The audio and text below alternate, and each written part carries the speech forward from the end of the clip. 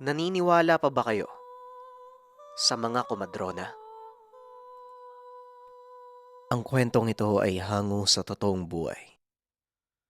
Mula ito sa isa nating kabayan na itago na lang natin sa pangalang Biboy. Taong 1982, Western Visayas. Nanay, totoo po ba yung mga diwata?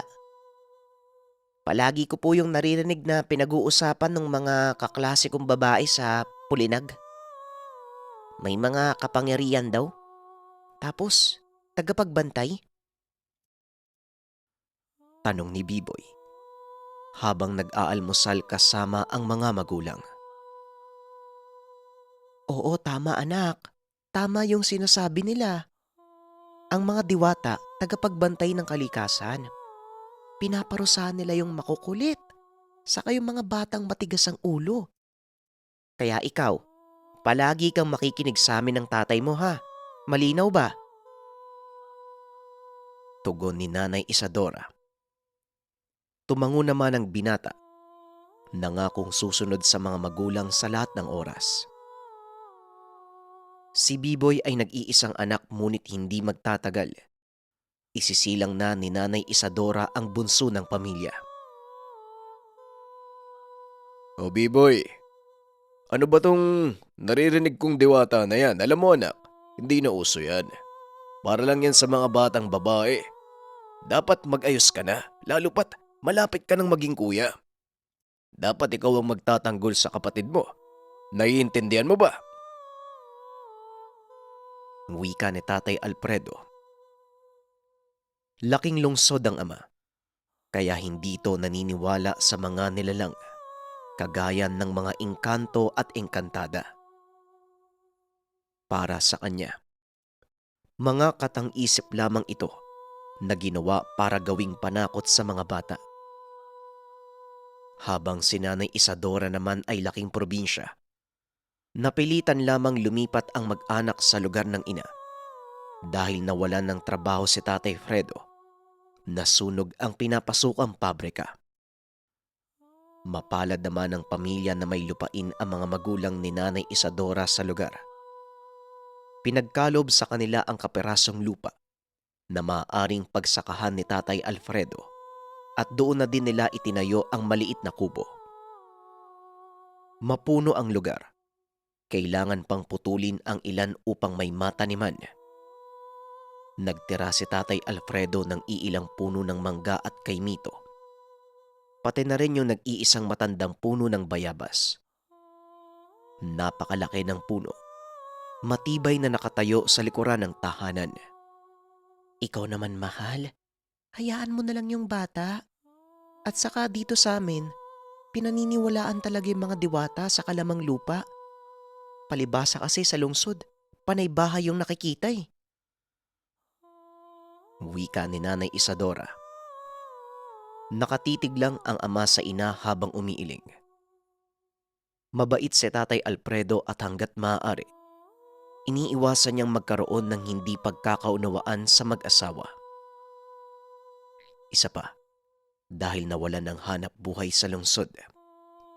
Nahihiya ito sa mga magulang ni Nanay Isadora, kaya kayod kalabaw ito upang mapagyaman ang lupa.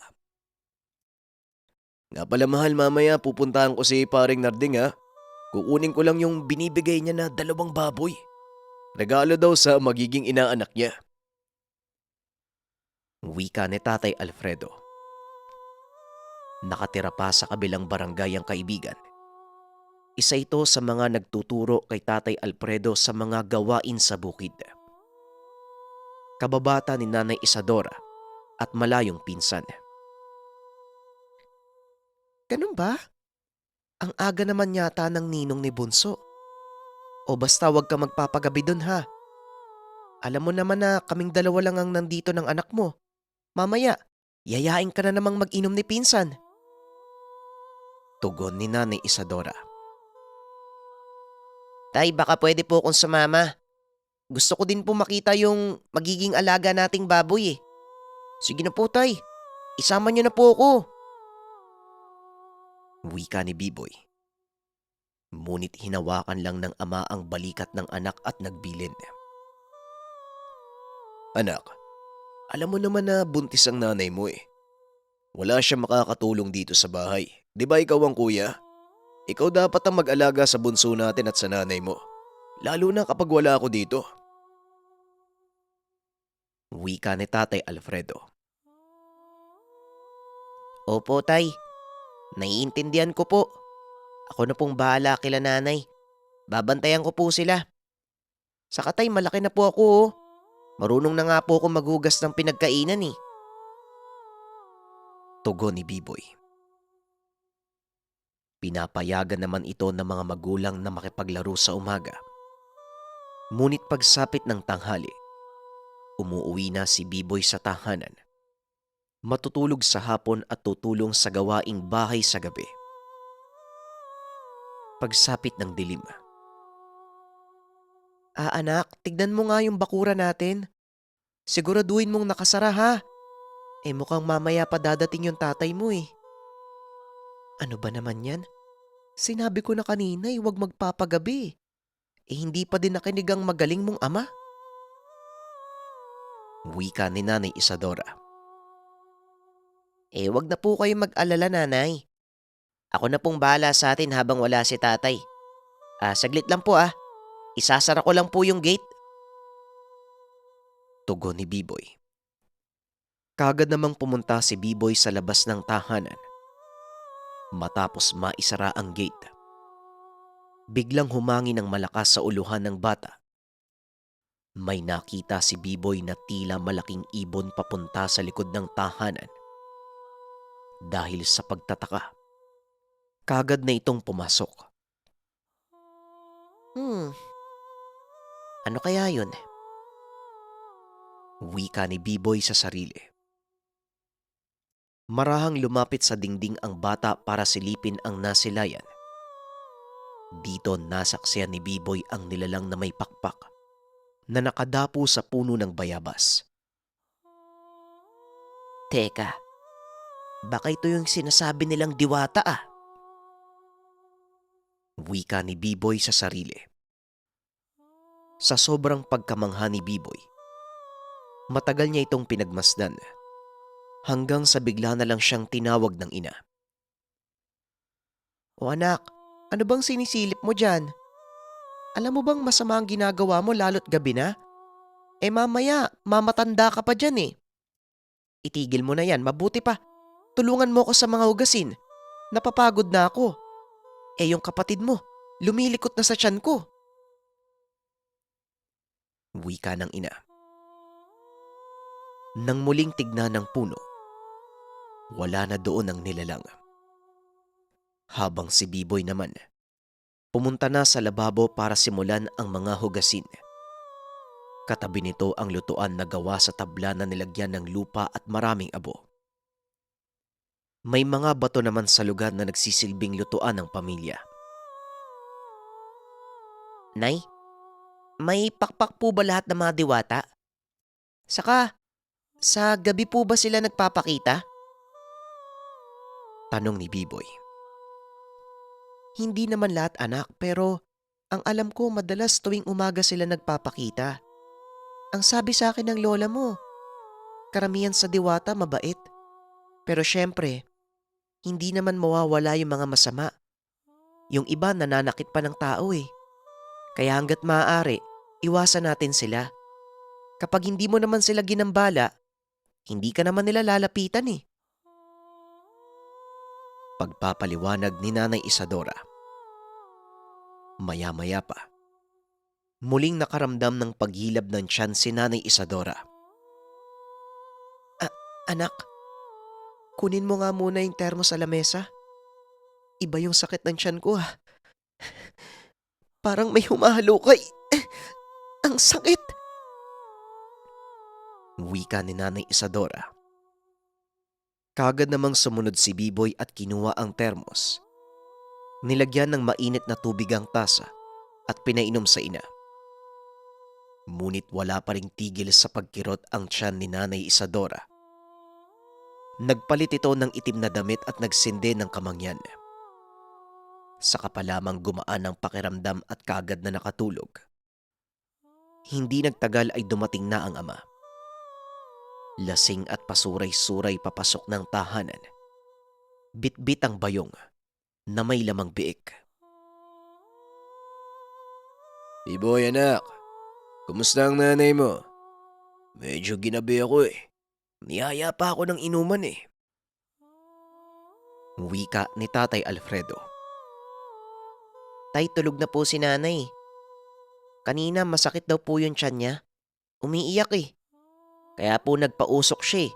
Doon pa nga lang po nakatulog. Tugon ni Biboy. Ganun ba? Mabuti naman at nakatulog na siya. Bukas, susunduin ko si Nanay Caridad nang matignan ng nanay mo. Wika ni Tatay Alfredo. At saka tay, may nakita akong diwata kanina sa may bayabas. Ang laki ng pakpak. Kaso nga lang po, bigla pong nawala eh. Wika ni Biboy. Hindi naman ito pinansin ng ama. Diretso nang pumasok sa kwarto at tumabi sa ina. Si Biboy na lamang ang nagsara ng pintuan. Pagkatapos ay dumiretso na sa kwarto at natulog. Kinaumagahan. Maagang nagising ang ama at kagad na pinuntahan ang kumadrona upang matignan ng asawa. O anak, ang aga mo naman atang nagising. Asan ba yung tatay mo? Tanong ni Nanay Isadora. Hindi po ako nakatulog eh. Inaabangan ko po yung lumilipad na diwata sa bayabas. Kaso hindi na po bumalik. Hindi ko po masyadong nakita kagabi, madilim na po eh. Babalik pa kaya yun, Nay? Si tatay nga po pala, sinundo po muna si Nanay Caridad. Tugon ni Biboy. Ikaw talaga oh. Ano bang itsura ng diwatang nakita mo? Mabuti pa maupo ka nga muna. Ititimpla kita ng gatas. Wika ng ina. Habang nag-aalmusal, dumating na si Tatay Alfredo kasama ang kumadrona. Kagad nitong tinignan ng buntis. Hinawakan ng tiyan at pinakiramdaman. Maayos naman ang bata, Alfredo. Dala lang siguro ng pagod ang nararamdaman ni Isadora. Kaya wag mo na munang hayaang gumawa ito ng gawaing bahay. Kailangan niya ng pahinga para manumbalik ang lakas ng katawan. Masayla ng pagbubuntis ng asawa mo. Aba mahirap na. 2 buwan na lang lalabas na yan. Tandaan mo ang bilin ko. Makakasama sa bata ang sobrang pagod. Kung gusto mo, sasamahan ko muna kayo dito hanggang sa makapanganak si Isadora. O ito, ilagay mo yan sa puson mo. Itali mo kapag matutulog ka. Wika ni Nanay Caridad. Sabay abot ng itim na bagay na tila merong laman sa loob. Naku, wag na ho Nanay Caridad. Nakakahiya naman po sa inyo. Maraming salamat po ah. Ewan ko ba, kapag gabi sumasama po yung pakiramdam ko. Parang hinahalukay. Eto kasing si Alfredo eh. Inuna pang makipag-inuman kagabi eh. Tugon ni Isadora. Pasensya ka na mahal ha. Sila Teban eh. Nadaanan ko dyan na umiinom hindi naman ako makatanggi. Pangako, hindi na mauulit. Wika ni Tatay Alfredo. Magtatanghali na nang matapos sa panggagamot si Nanay Caridad. Maraming salamat po Nanay Caridad. Pasensya na po sa abala ha. Huwag po kayo mag-alala. Sasamahan ko na po si Isadora lagi sa bahay. Wika ni Tatay Alfredo. Naupo naman ang buntis sa pintuan. Pinagmamasdan ng anak. Maya-maya pa, may natanaw sila na pamilyar sa matanda. Si Tandang Faustina na madalas napapadaan sa labas ng tahanan, lalo na kapag Miyerkules at Biyernes. Nagmano naman si Biboy sa matanda na nooy naglalaro pa sa harapan ng tahanan. kasama ang kaibigang si Tonyo. Mano ho, Lola Faustina? Meron po ba kayong dalang candy? Wika ni Biboy. Nakasanayan na ng bata na tuwing napapadaan, nag-aabot ito ng candy sa kanya.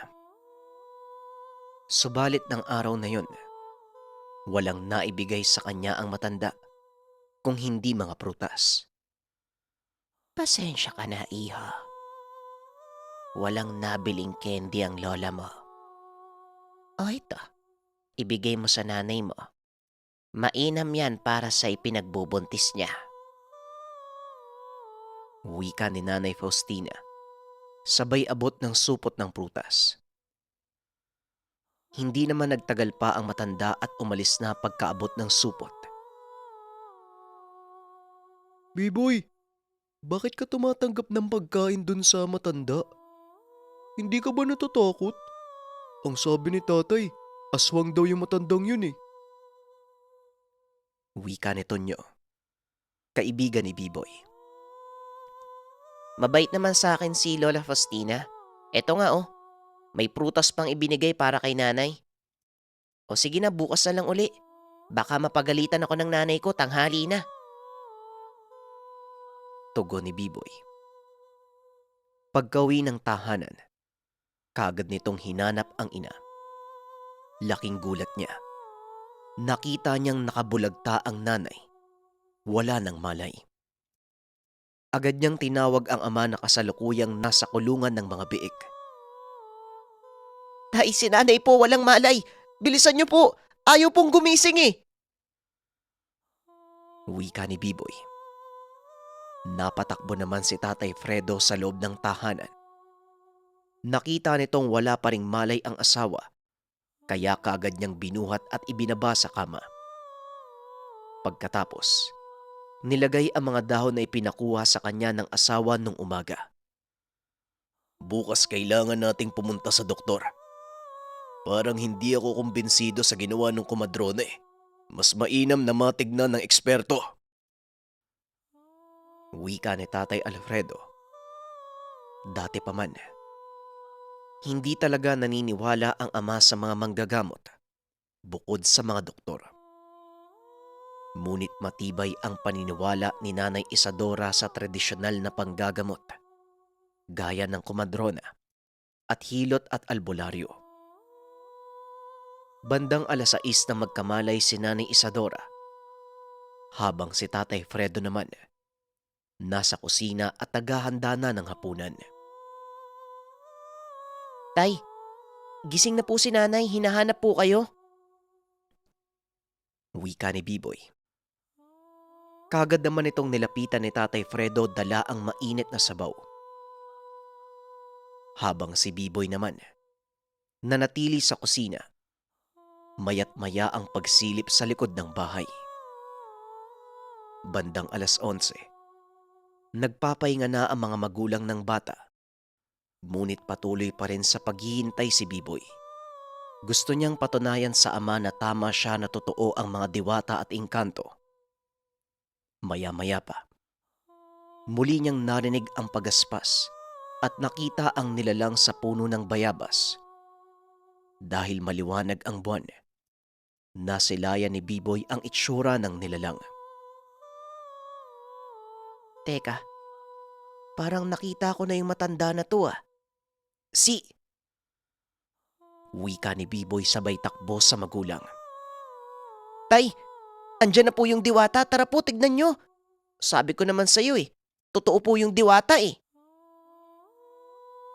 Wika ni Biboy.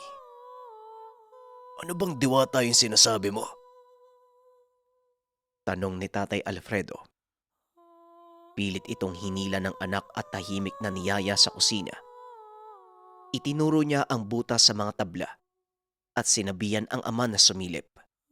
Nang makita ito ng ama, napabitaw siya ng mabigat na salita. Ang inaakalang diwata, isang aswang. Malaki ang pakpak. Napakapangit ng muka at nanlilisik ang mga mata. Habang tinititigan nito, pamilyar sa kanila ang itsura. Habang si Biboy naman, naroon sa pintuan at nakamasid sa ama. Walang kaalam-alam ang bata sa nangyayari. Hindi pa maintindihan ng murang isipan ni Biboy ang sitwasyon na kinakarap ng pamilya. O ikaw, bumaba ka dito. Ikaw ang nambibiktima sa asawa ko eh. Hindi ako natatakot sa'yo. Lalo na kung asapin ang buhay ng anak ko, pati na rin ang asawa ko. Patuloy lamang na umaangil ang aswang. Hindi ito sumusunggab sa kanya. Hindi na naghintay pa ang tatay. Ibinato ang lamparang hawak sa aswang. Nakaiwas ang nilalang. Hanggang sa tumama ang lampara sa puno ng bayabas. Kumalat ang apoy at umabot sa katawan ng aswang. Napakalakas ng angil ng nilalang. Doon pa lamang nakaramdam ng takot si Biboy. Kaya kagad siyang pumasok ng tahanan at niyakap ang ina. Ngunit desidido si Tatay Alfredo na patayin ang aswang. Nasunog na ang pakpak nito at tuluyang nalaglag sa lupa. Sinugod siya ni Tatay Alfredo. Sinaksak ito ng ilang beses, ngunit patuloy lang sa paggapang ang aswang. Akma sanang tatagain ni Tatay Alfredo ang ulo. Subalit tumalsik siya ng ibuka ng nilalang ang pakpak at buong lakas na lumipad. Anak, nasaan ang nanay mo? Ayos lang ba kayo? Tanong ng ama. Kagad siyang pumasok ng bahay nang masiguradong malayo na ang aswang. Magdamag silang gising upang bantayan ang tahanan. Anak, hindi diwata ang nakita mo. Aswang yun. Ang kapatid mo na nasa tiyan ng nanay mo, yun ang gusto niya. Pagpapaliwanag ni Tatay Alfredo. Ang hinala ni Tatay Alfredo, si Aling Costina ang aswang dahil madalas itong dumadaan sa labas ng tahanan, lalo na nang malaman itong buntis ang asawa. Balak na sana niyang abangan at kumprontahin, ngunit hindi niya alam kung saan nakatira. Kinabukasan, balita sa bayan ang pagkamatay ng isang matanda. Sunog ang katawan, maraming saksak, may taga sa likod at mga braso. Di ba si Caridad yan? Yung komadrona? Sino kayang walang puso ang may gawa niyan? Wika ng isang residente. Habang si Tatay Fredo naman, naroon sa kinaroroonan ng bangkay, kasama ang iilang residenteng nakikiusyoso. Saka pa lamang napagtanto ng lalaki ang pinagkakatiwalaan nilang komadrona, ay siya din palang umaaswang gabi-gabi sa asawa. Mali ang kanyang paratang kay Faustina. Inilihim ni Fredo ang nangyari. Kinausap niya ang anak na huwag ipagsabi sa iba ang nasaksihan ng gabing iyon. Wala naman silang matibay na ebidensya na pagpapatunay na aswang nga si Nanay Caridad dahil kilala itong matulungin sa mga buntis. Bagamat ilan sa mga ito ay napapabalitang nakunan, hindi naman ito direktang naiugnay sa matanda. Kung hindi pa ito nakita ni Fredo na namatay sa sunog at mga pagtaga, iisipin niya pa rin na si Aling Faustina ang totoong aswang. At isa pa, natatakot si Tatay Alfredo na kapag kumalat ang balita na siya ang nakapatay, baka siya pa ang mapahamak at makulong. Nang mga sumunod na araw, bumalik na sa normal ang lahat. Palagi pa ding napapadaan si Lola Faustina tuwing Miyerkules at Biyernes upang magbigay ng prutas at candy kay Biboy. Nang dahil sa mga naganap, kinumbinsi niya ang asawa na sa bayan na lamang manganak para sa kaligtasan ng bunso. Ilang taon pa ang lumipas, nakapagpundar ng tahanan si Tatay Fredo habang ang dalawang baboy na regalo sa kanila ay dumami. Dahil dito, naitaguyod ni Tatay Fredo ang pamilya. Napagtapos ng kolehiyo ang dalawang anak. Maraming salamat sa pakikinig ng ating kwento. At kagaya ng sinabi sa simula ng ating istorya, huwag tayong magbibigay kaagad ng opinyon, lalo na kung hindi tayo sigurado sa mga sasabihin natin. Ang susunod nating tagapagpadaloy, si RJ.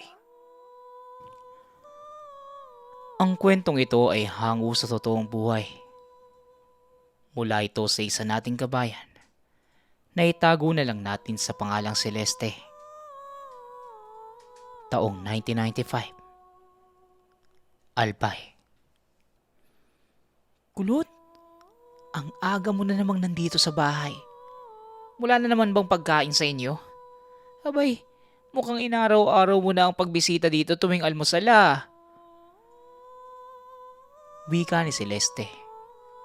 17 gulang pa lamang siya ng mga panahong yun. Uy, magandang umaga naman Celeste.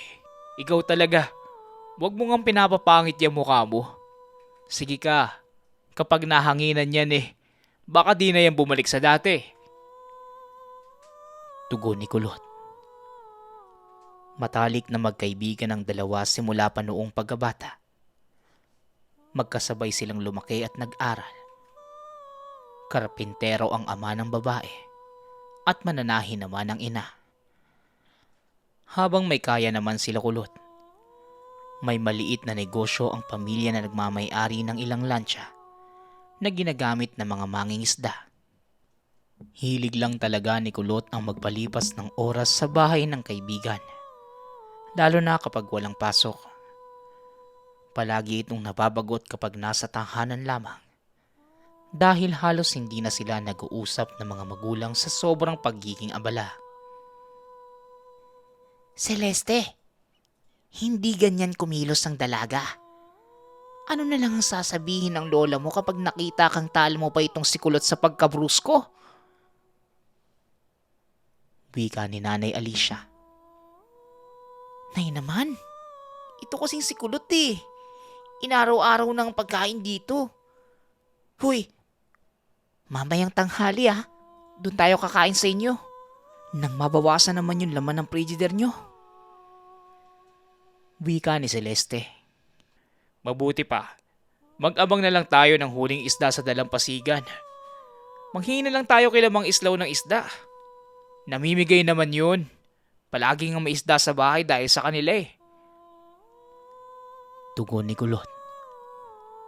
Ang tinutukoy niya ay isa sa mga umuupa ng lansya o bangka gamit sa pangingisda. Bukod sa renta ng sasakyan, palagi silang binibigyan ng mga mangingisda ng libreng lamang dagat. Magaling naman makisama ang mga magulang ni Kulot. Ay naku, mabuti ba kung ibibigay mo sa amin yan? Nang makaulam naman kami dito ng isda. Hindi yung tuyo na nga lang yung ulam namin, nakikihati ka pa. Wika ni Celeste. Nang matapos mag-almusal ang magkaibigan, kaagad silang pumunta sa dalampasigan at nakita na tila kanina pa naroon ang mga mangingisda. Inaayos na lamang ang mga nahuli. Uy, Mangislaw! Magandang umaga ho. Kamusta ang huli? Mukhang ang lalaki niya na. Wika ni Kulot.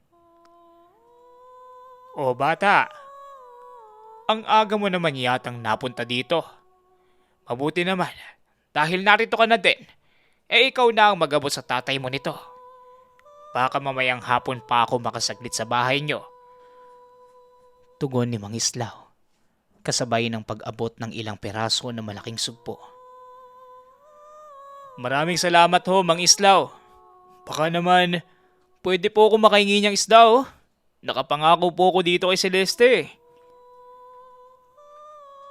Wika ni Kulot. Wala namang pagdadalawang isip na binigyan nito ni Mang Islaw ng iilang peraso ng tulingan. O eto. Mainam na iluto niya yan habang bagong huli pa. Sige na, aalis na kami. Muling wika ng matanda. Kaya mabilis namang umalis ang magkaibigan at naglakad pa uwi sa bahay nila Celeste. Habang nasa daan, nakakita sila ng tricycle sa kalsada na nagbababa ng mga karton at di ilang kagamitan.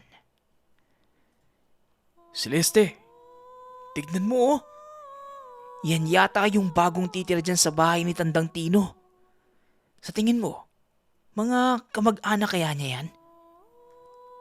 Tanong ni Kulot habang pinagmamasdan ang paghahakot ng gamit papasok ng tahanan ng yumaong kabarangay ni si Mang Tino. Nagtatanong ka pa? Kita mo na ngang naglilipat na sila eh. Di malamang sila nga. Tsaka, ano bang paki mo? Hindi mo naman yan bahay. Tugon ng dalaga. Hindi mo ba alam ang usap-usapan dito tungkol kay Tandang Tino? Sabi ni Aling Bebang, yung nagtitinda sa paradahan ng tricycle, aswang daw yun si Tandang Tino. Paano ba naman? Bata pa lang si Aling Bebang matanda na yan si Tandang Tino. Kasabayan pa yun ng tatay ng lolo ni Aling Bebang. O di ba? Sobrang tanda na. Kaya nga tinatawag yung bantog eh. Kaya malamang, kung kamag-anak nila yan, baka aswang din yan. Mahabang paliwanag ni Kulot. Oo, aswang. At ikaw ang unang kakainin. Kalalaki mong tao eh. Napaka-chismoso mo. Halika na nga. Umuwi na tayo, dali. Tugon ni Celeste. Nang makauwi ay sabik na pinaluto ni Celeste sa ina ang dalang tulingan. Iniluto ito sa toyo at suka at pinakulo hanggang sa matuyo. Yun ang paboritong luto ni Celeste. Ay, wala talagang katulad ang luto ng nanay mo, Celeste. Ano kaya kung siya na rin na magluto nitong sugpo? Matabang kasi kapag sinanay eh. Wika ni Kulot. Ngunit pinagsabihan naman siya ng nanay ni Celeste. Iuwi na muna ang sugpo pagkatapos mananghalian at baka hinahanap na rin siya ng mga magulang. Wala namang nagawa si Kulot kundi ang sundin ito. Kinabukasan, habang papunta si Kulot sa tahanan ni Celeste, sumisipol pa ang binata habang naglalakad hanggang sa napadaan siya sa dating tahanan ni Tandang Tino. Psst! Psst! Ikaw nga! Wika ng tindera. Napatitig naman si Kulot hanggang sa, Huy bata! Halika! Naparami ang luto namin ng adobong baboy. Baka gusto mong subukan. Bala kasi namin magtayo ng karinderya sa lugar. Tiknan mo oh. Sabihan mo ko kung masarap ba o hindi. wika ng Ali sabay abot na nilagyan ng adobo. Nagulat naman si Kulot sa dami ng karne. Ako nga pala si Aling Unding. Lolo ko sa tuod si Tandang Tino. Wala nang aasikaso sa bahay niya dahil nasa ibang bansa na mga kamag-anak namin. Kaya nakiusap ang mga apo niya na kami na muna ang tumira dito. Medyo hindi pa kami sanay kaya bihirang lumabas sa mga anak ko. O ayan, sana magustuhan mo. Dagdag na matanda. Wala namang naisagot si Kulot. Naglakad na lamang siya papalayo habang tinitignan ang napakaraming karne. Ngunit ramdam niya na nakatitig lang sa kanya ang Ali habang palayo sa lugar. Nang makarating naman siya sa tahanan ni Celeste. Uy Celes, tignan mo to oh. Bigay ng Ali dun sa bahay nila Tandang Tino. Dun ako dumaan papunta dito eh. Bigla na lang akong tinawag nung Ali. Malayong kamag-anak pala siya ni Tandang Tino. Nasa ibang bansa na din ang mga anak at apo, kaya wala nang titira sa bahay na matanda. Kaya yun, sila na lang ang pinatira. Mabait naman pala eh. Ito pa nga oh, ang daming binigay sa aking adobo. Aling Alicia, may baho pa ba kayo dyan? Baka pwede namang makahingi. Wika ni Kulot. Nasisiraan ka na ba talaga ng tuktok? Ikaw itong may sabi na baka aswang sila.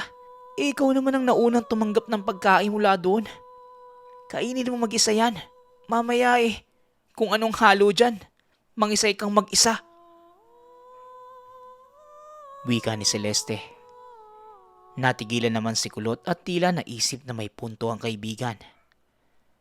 Bakit sa dami ng tao siya ang inabutan ng adobo? Malamang, narinig siya nito noong isang araw habang sinasabi kay Celeste ang mga nalalaman. Dahil sa napagtanto, ibinaba ni Kulot ang ulam at pinakain na lamang sa aso. Natakot siyang isipin na baka mahawa siya ng pag-aaswang.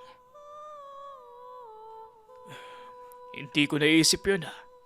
Siguro, ginamitan ako ng hipnotisto nung Ali. Mabuti pa huwag na tayong dadaan sa bahay nila. Mahirap na. Wika ni Kulot. Maya-maya pa, habang naglalakad pa atras ay may nabangga siyang lalaki. Aray! Ano ba naman yan? Wika ni Kulot. Oh, Kulot. Ayos ka lang ba? Ano bang ginagawa mo at naglalakad ka ng patras? Sa susunod magdahan-dahan ka. Mamaya, kung sino naman ang makabangga mo. Wika ni Mang Carpio. Pasensya ka na po, Mang Carpio. Medyo kulang lang talaga yan sa tornilyo Mabuti pa, paluin niyo po yan na magtanda. Tugon ni Celeste. Tumawa naman si Mang Carpio at Ikaw talaga, Celeste. Sige na't may pupuntahan pa ako. Oh, ikamusta mo nila ako kay Maring Alicia at kay Paring Renato Minsan ka mo mag-inuman naman kami. Panay trabaho na lang ang inaatupag niya. dagdag na matanda. Inaanak nito sa binyag ang nakababatang kapatid ni Celeste na si Maymay. Matagal na rin itong kaibigan ng ama at madalas nakainuman ng tatay noong araw. Matapos iyon, nagpatuloy na sa paglalakad si Mang Carpio. Mabuti na lang at si Mang Carpio lang pala. Akala ko malalagot na naman ako. Tingin mo, Celes, nasa na kaya ang pamilya ni Mang Carpio? Palagi ko siyang nakikitang mag-isa Ang lungkot siguro ng buhay niya. Wika ni Kulot. Ewan ko. Pero bata pa ako mag-isa na yan sa buhay. Palagi nga siyang nasa bahay nakikipag-inuman kay tatay. Pero natigil lang na makakuha ng trabaho si tatay sa bayan. Tugon ni Celeste. Nagpatuloy ang usapan ng magkaibigan hanggang sa makarating sila sa parke ng barangay. Doon sila nagpapaabot ng hapon kapag bakasyon. Nanonood ng mga naglalaro malapit sa dalampasigan. Nang sumapit ang gabi, nakauwi na sa sariling bahay ang magkaibigan. Celeste anak, magsaing ka na muna dyan at medyo nahihilo ko. Lutuin mo na rin yung pechay na binili ko kanina. Mahihiga na muna ako. Wika ni Nanay Alicia. Kaagad namang sumunod si Celeste at naglinis ng bigas sa bilao. Nay, naitapon niyo po ba yung pinaglinisan ng isda? Nangangamoy na po Baka mahukay ng mga aso. Wika ni Celeste habang nasa kusina. Hindi niya maiwasang maitanong sa ina ang tungkol sa pinaglinisan ng isda. Napakasangsang nito at masakit sa ilong dahil sa sobrang lansa. Ngunit hindi na tumugon ang ina. Nagpatuloy na lamang si Celeste sa ginagawa sa kusina. Hiniwa niya ng pino ang pechay at naisipan ng lutuin. Subalit maya-maya lang, naamoy muli ng dalaga ang masangsang na amoy ng isda. Ay, ano ba yan? Saan na naman kaya tinago nitong mga aso yung pinaglinisan ng isda kanina? Pagdating ni tatay, ipapahanap ko sa kanya. Wika ni Celeste sa sarili. Hanggang sa matapos siya sa pagluluto, nanunuot pa rin sa ilong niya ang lansa. Nang tuluyang matapos sa pagluluto, narinig na niya ang ama sa pintuan. Tumayo siya sa pagkakaupo sa kusina, ngunit may napansin siyang anino na tumakbo sa likod ng tahanan. Hindi na niya ito pinansin. Nagmamadali na ang dalaga na buksan ng pintuan. Sabik na siyang makita ang ama at kung may pasalubong na putok na paborito niyang tinapay. Hindi nga siya nagkamali. Dala ng ama ang paborito. Dahil sa sabik ay nalimutan niyang sabihin ang tungkol sa lansa. Kaawaan ka ng Diyos, anak. Asan ang nanay mo? May dala akong mga mangga dito. Yung pinapabili niya sa akin kanina. Wika ng ama. Tay, nasa kwarto ho. Masama ho yata ang pakiramdam kaya natulog muna. Gigisingin ko po ba? Tanong ni Celeste. Wag na anak. Hayaan mo na magpahinga. Paghain mo na lang ako na makakain. O ito, ipritom na rin tong tinapa na may kapares yang naamoy kong pechay. Tsak na matabang na naman yung luto mo. Biro ng ama. Matapos maghapunan ay nagpahinga na rin ang mga ito. Nang sunod na araw ay nagising si Celeste na nagsusuka ang ina. Tiyempo naman na walang pasok si Tatay Renato, kaya sinamahan nito ang asawa sa klinika ng barangay. Pag-uwi ng tahanan, abot tenga ang ngiti ng mag-asawa. Celeste anak, magandang balita. Magkakaroon na kayo ng bagong kapatid. Wika ni Nanay Alicia. Tama ang inay mo. Kaya anak, dahil ikaw ang panganay, ikaw ang aasahan kong umalalay sa nanay mo. Lalo na sa mga gawaing bahay. Kung maaari sana, bawasan mo na pansamantala ang pag-aala mo at paglabas-labas. Malinaw ba? Tanong ni Tatay Renato. Opo tay, ako na po ang bahala dito sa bahay. Aalagaan ko si inay at si Maymay, pati ang magiging muso kong kapatid. Tugon ni Celeste.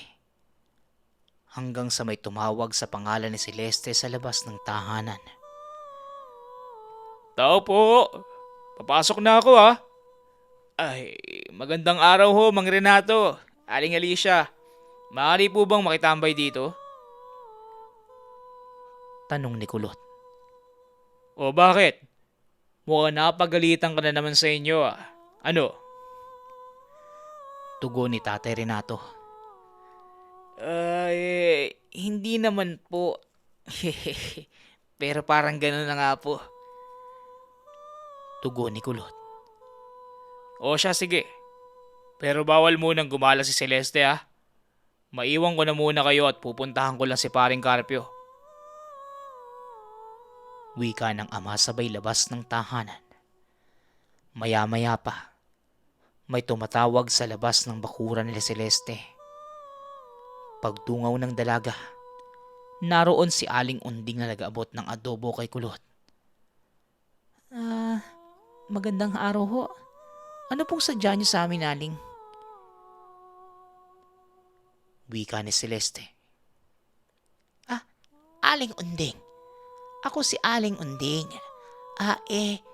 Baka gusto niyo ng ginataang tulingan. May tinda din akong lutong gulay. Mainam to sa kalusugan. Unang araw ko sa pagtitinda kaya baka naman gusto niyong bumili. Tanong ni Aling Unding. Nagkatingin na naman ang magkaibigan. Pasensya na po Aling Unding. Wala po di si tatay. Wala po kaming pambayad eh. Sa susunod na lang po siguro. Tanggi ni Celeste. Ganun ba? Ayos lang. babalikan ko na lang ang bayad. Alin ba dito ang gusto mo? Itong isda o gulay? Tugon ni Aling Unding. Nahihiya namang tinuro ni Celeste ang isda. Ayaw man niya ngunit hindi siya marunong tumanggi sa ibang tao.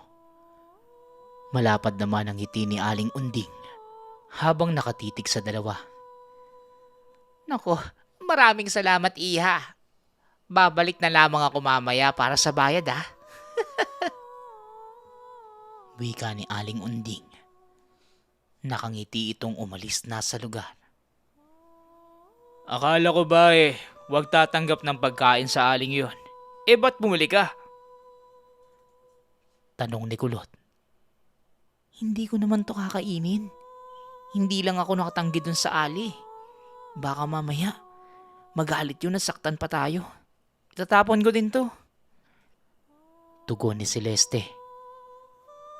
Mabilis na lumipas ang oras. Maghapong wala ang ama habang si Kulot naman. Umuwi na sa kanila bandang 4:00 ng hapon. Mag-aalas 6 na nang dumating ang ama. Habang akay ni Mang Carpio. Nag-inuman pala ang dalawa at napasobra kaya hindi na kayang umuwi mag-isa ni Tate Renato. Oh, magandang gabi Alicia. Ihahatid ko lang tong si paring nato. Napasobra yata sa tuba. Tuwang-tuwa sa pinagdadalang tao mo Wika ni Mang Carpio. Nako, sinasabi ko na nga ba, hindi ako nagkamali at tumungga na naman kayo ng alak. O siya, iupo mo na yan dyan sa sala at kukuha lang ako ng mainit na tubig. Ikaw pare, gusto mo bang magsalabat muna? Tanong ni Nanay Alicia. Nako, salamat na lamang mare. Madilim na at baka masyado akong gabiin sa dahan. Mahirap na. Lalo pa't tinatamaan na rin ako ng alak. O siya, mauuna na ako. Paring nato, mauuna na ako Sige na. Tugon ng lalaki. Nang matapos ay naglaho na ito sa dilim. Kaagad namang sinara ni Celeste ang pinto. Habang ang ina naman ay inaasikaso ang lasing na asawa. Maya-maya pa, biglang tumawag sa labas ng tahanan si Aling Unding. Kagaya na napag-usapan, dumaan ito para sa bayad. Naisip naman ni Celeste na bakit hindi siya humingi kanina sa ina. Total may pera naman ito. Kumuha na lamang siya sa pantalon ng lasing na ama at nilabas ang tindera. Magandang gabi ho, Aling Unding. Ito na po yung bayad Pasensya na po. Wika ni Celeste. Walang anuman. Nasarapan ba kayo sa luto ko? Tanong ni Aling Unding. Opo. Masarap po. Sa ulitin ho ha. Sige na po at tinatawag na ako ng nanay. Tugon ni Celeste. Nagmamadali namang sinara ni Celeste ang pinto. Sinilip niya pa ang babae. Tansya niya, 3 minuto pa itong nasa labas ng tahanan. May kung anong sinasambit at kita ang pagkumpas ng kamay na tila may tinuturo sa loob ng tahanan. Hanggang sa kalaunan ay umalis na rin ito. Anak, ikaw na munang bahala na magpunas ng dimpo sa tatay mo. Medyo kumikirot na ang tiyan ko May ihiga lang muna ako.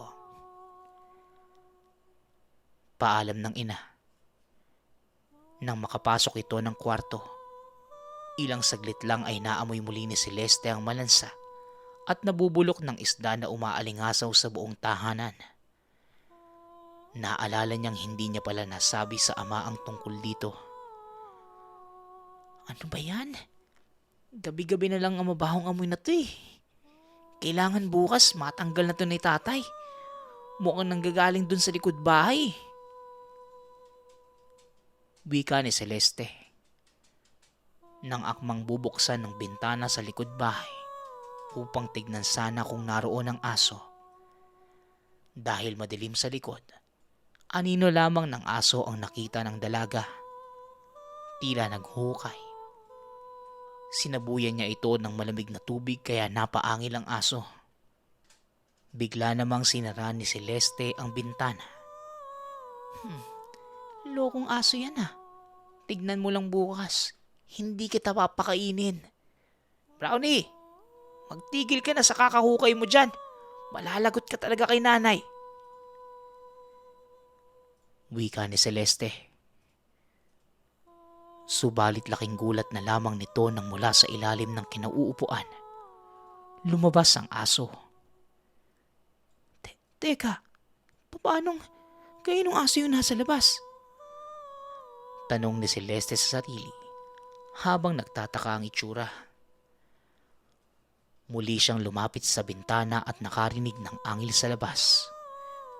Ngunit naroon na ito sa bintana ng kwarto ng mga magulang. Dahil sa gustong malaman kung anong ginagawa ng aso, pinuntahan ni Celeste ang silid ng mga magulang. Ngunit nagulat na lamang si Celeste nang makita na nakadungaw sa bukas na bintana ang figura ng tao ngunit may mahabang uso. Napagtanto niya na hindi ito aso. Mas malapit ito sa tao at unggoy. Kaagad namang napasigaw si Celeste at nagising ang mga magulang. Tay, may aswang sa labas. Nakadungaw kay nanay. Wika ni Celeste, sabay turo sa bintana. Tila nawala naman ang pagkalasing ni Tatay Renato. Kinuha ang itak at flashlight at kaagad na pumunta sa likod bahay. Kaagad itong tumalon sa bintana ng kwarto. Ang lakas naman ng loob mo. Pamilya ko pa ang aswangin mo. Hoy! Kung sino ka man, tsak natatamaan ka nitong sundan ko. Wika ni Tatay Renato. Sinugod nito ang aswang na noon ay akma pa sanang aalis sa likod bahay. Nagpangbuno pa ang dalawa hanggang sa maipababawan ng aswang ang ama ni Celeste. Dahil lang sa alak, hirap siya sa koordinasyon ng katawan. Napilitang lumabas si Celeste sa pag-aalalang mapatay ng nilalang ang ama. Dala ang kawayang panungkit sa sampayan. Buong lakas niyang tinusok ito sa tagiliran ng aswang. Napasigaw naman sa sakit ang nilalang. Nilundag nito si Celeste ngunit kaagad namang nakabangon ng ama at tinaga ito sa likod. Bago pa man ang sunod na pag-atake ni Tatay Renato, kinalmot na ito ng aswang kasabay ng pagtakas papunta sa labas ng bakuran. Isang pagaspas ang narinig ng mag-ama at pagkatapos, bigla na lang natahimik na muli ang paligid. Tay, ayos lang ho ba kayo? Tanong ni Celeste. Oo anak, bukas, ipapatingin ko na lang ito sa manggagamot. Ngayon lang ulit may sumalakay na aswang dito ah. Tugon ng ama.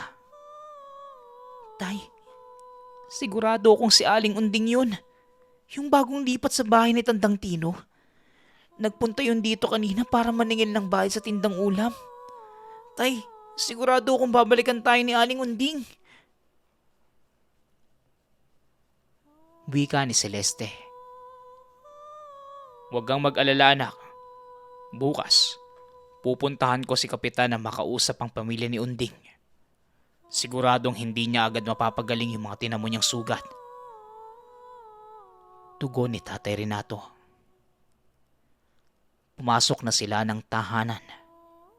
Mabuti na lamang ay walang nangyari sa ina. Mahimbing pa din ang tulog at tila hindi alintana ang mga naganap. Kinabukasan, pumunta si Tatay Renato kay Kapitan at sinamahan siya nito kasama ng iilang residente upang kumprontahin si Aling Unding. Hoy Unding, lumabas ka dyan. Talagang pamilya ko pa ang napili mong kantiin ah. Anong napala mo? Pasalamat ka at di ka namin natuluyang kagabi. Wika ni Tatay Renato. Ngunit walang lumalabas sa tahanan. Hindi na nakatiis ang ama. Pinasok na nito ang bakuran at kinalampag ang pinto. Subalit nang mabuksan ay wala namang tao sa tahanan. Sinasabi ko na nga ba, mga aswang ang pamilyang narito. Kita nyo? Tumakas na ang mga walang hiya. Dagdag ni Tatay Renato. Mula sa tumpok ng tao sa labas ay may narinig silang nagsalita. Anong ginagawa niyo sa pamamahay namin? Kap, ano to? Tanong ni Aling Unding kasama ang mga anak at asawa. Aba, at nakuha niyo pang bumalik. Magsabi ka, Unding, ikaw yung aswang na sumalakay sa bahay namin kagabi, di ba? Tugon ni Tatay Renato. Ha? Anong aswang? Hindi ko alam ang sinasabi niyo. Wika ni Aling Unding. Sinungaling ka! Ano yung sugat sa likod at tagiliran mo? Ipakita mo! Ngunit natigil sa pagsasalita si Tatay Renato nang pilit niyang tinaas ang damit ng alay upang ipakita ang sugat sa tagiliran. Walang kahit anong bakas ng peklat o sugat kay Aling Unding. Ang mabuti pa, Renato. Ikalma mo muna ang sarili mo at nang maayos natin itong mapag-usapan. Wika ng kapitan. Napagtanto ni Renato na mali ang ginawa at kumalma ito. Anong aswang ba ang sinasabi niyo? Magdamag kami nag-aayos ng mga paninda ko. Kanina, galing pa kami ng simbahan kaya wala talagang tao dito. Hindi aswang ang pamilya ko. Mabuti pong umalis na kayo sa pamamahay ko. Ako na ang pupunta sa barangay mamaya para sa mga akusasyon nyo. Tugon ni Aling Unding. Umuwi itong bigosan ni nanais na hustisya. Nang makauwi naman sa tahanan, nakita niya si Celeste na kausap si Kulot habang naggagayat ng malunggay. Magandang araw Mang Renato. Kamusta ho? Nahuli niyo po ba si Aling Unding? Tanong ni Kulot. Hindi pa. Pero mahuhuli ko din ang aswang na yan. Matibay ang dahilan eh. At walang ebidensya para maituro na siya ang may gawa kagabi. Tugon ni Tatay Renato. Tay, paano yung sugat? Biglang naputol ang sinasabi ni Celeste nang sumingit si Kulot. Ganun ho ba? Malamang kaya umalis na rin si Mang Carpio. Dahil sa aswang na yan. Wika ni Kulot. Ha? Anong ibig mong sabihin? Tanong ni Tatay Renato. Nakasalubong ko po kanina ang aga nga eh. May dalang mga gamit. Tsaka mukhang hindi na po babalik sa dami ng dala. Akala ko nga po kasama nyo kagabi nung inatake kayo ni Aling Unding. Meron pa nga pong malaking sugat sa tagiliran sa likod eh. Tatanungin ko pa sana kaso nagmamadali ng sumakay. Wika ni Kulot. Nagulat ang pamilya ni Celeste. Teka, kung ganun, si Carpe pala ang aswang. Kaya pala ilang beses ko nang napapansin ang kakaibang amoy niya. Akala ko dahil lang sa nagtitinda siya sa palengke. Kaya pala parang bulok na isda yung bahay niya. Wika ni Tatay Renato. Hanggang sa biglang may nagsalita. Mabuti naman at nalaman nyo na ang totoong salarin. Bala ko sanang balaan ang anak mo kagabi. Kaso, bigla naman ako sinarahan ng pinto. Nakita ko sa bubong nyo yung nilalang habang nakasilip at nag-aabang. Naglagay ako ng orasyon bago ko umalis pero hindi ko akalaing matibay ang aswang na yon. Akala ko, naitaboy ko na. Tila yata binalikan kayo. Wika ni Aling Unding. Pero, paano po yun nangyari? Buong akala namin, kayo ng pamilya mo ang aswang. Tanong ng dalaga. Nagkakamali ka, iha. Magmula kami sa mahabang listahan ng mga manggagamot sa angka namin. Ang matandang si Lolo Tino ay isa sa mga iginagalang na sorhano. Siya din ang dahilan, kaya natigil ang peste dito sa lugar. Kaso, napatay siya ng aswang noong isang beses na nagkasakit. O ito, Renato, inumin mo ng magamot niyang kalmot sa dibdib mo. Wika ni Aling Unding. Labis naman ang pasasalamat at paghingi ng tawad ng pamilya. Hindi nila inaakala na ang pinagbibintangan nilang aswang ay siyang tutulong sa kanila. At kung sino pa ang itinuring na kapamilya, ay siya palang maglalagay sa kanila sa peligro.